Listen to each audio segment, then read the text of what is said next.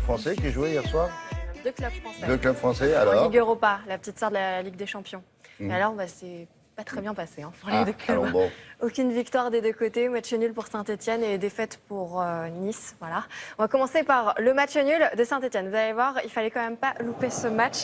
On commence donc par ce match nul. Après un peu plus d'une heure de jeu, il y a toujours 0-0 entre Saint-Etienne et les Belges d'Anderlecht jusqu'à ce pénalty accordé pour Anderlecht. Alors là, pour le coup, c'est un petit peu sévère. Regardez, il estime que Léo Lacroix en vert a fait une main.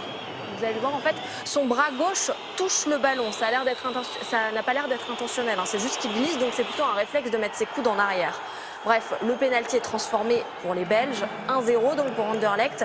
Les Verts se dirigent vers une défaite. Et à quelques secondes du coup de sifflet final, eh bien, cet homme libère le stade Geoffroy-Guichard. Nolan Roux profite d'une boulette du gardien belge.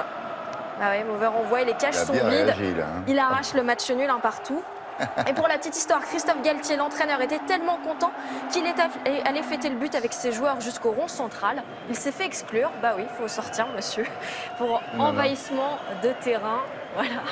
Donc ça, c'était juste pour la petite histoire. Il est insortable, Christophe Galtier. Et l'entraîneur de Nice, lui, Lucien Favre, n'avait pas vraiment envie de rire, parce que l'OGC Nice, en blanc, s'incline face aux Russes de Krasnodar. Et le score est lourd. Défaite 5-2. Ah, ça fait beaucoup. L'attaquant italien... Ouais, 5. Ça fait mal.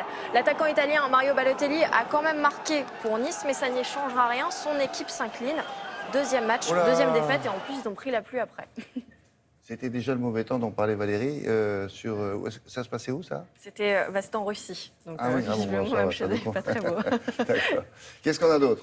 On a du handball, ou presque, avec Florent Manodou. Vous savez, ça a fait le buzz en début de semaine. Voilà, il a fait une parenthèse sur la natation pour faire un peu de handball et prendre du plaisir. Et justement, on a les premières images de son entraînement. Il a accepté d'ouvrir les portes caméras de France Télévisions. Certains avaient peut-être du mal à l'imaginer sur un parquet de hand, et là, ça devient un petit peu plus concret. Il n'a pas pris des cours avec n'importe qui, mais avec Jérôme Fernandez, l'international français et double médaillé de Rio. 45 minutes d'évaluation. Alors d'après lui, Florent est grand, costaud, il a l'habitude de travailler dur, donc ça ne devrait pas être un problème pour lui de s'adapter là-dessus. Est-ce qu'il a de grandes mains? Ça, j'ai pas vraiment vérifié, mais il jouera avec l'équipe 2 de Aix-en-Provence. C'est comme le jet de la balle de baseball, quand on arme son bras. Bon, à part ça. Du surf, avec les femmes justement. Le Cascais Women Pro qui s'est terminé hier au Portugal, et la Française, c'est elle, Joanne Defay, est parvenue jusqu'en demi-finale.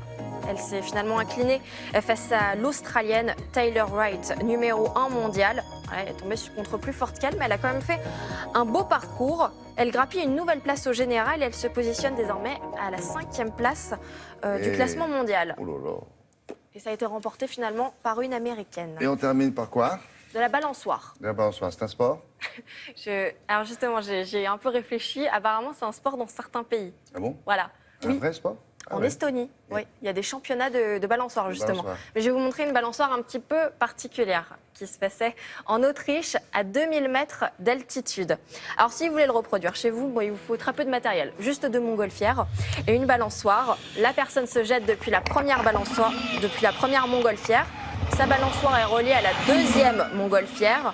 Il s'agit sans doute d'un record, celui de la plus grande balançoire du monde, avec une corde de 125 mètres. Donc on est à 2000 mètres d'altitude. Voilà. Et pour descendre, c'est très simple, il suffit juste d'activer son parachute. Ah ouais, mais il bouge pas une fois qu'il est assis là. Ah non. Il reste tranquille, hein? Non, a priori, il reste tranquille. Ah, c'est rigolo, ça. Voilà. Pas mal, non? Bon, il faut être un peu fou, quand même, pour... Un peu? Non. Un peu fou. Complètement naze. Oui, oui.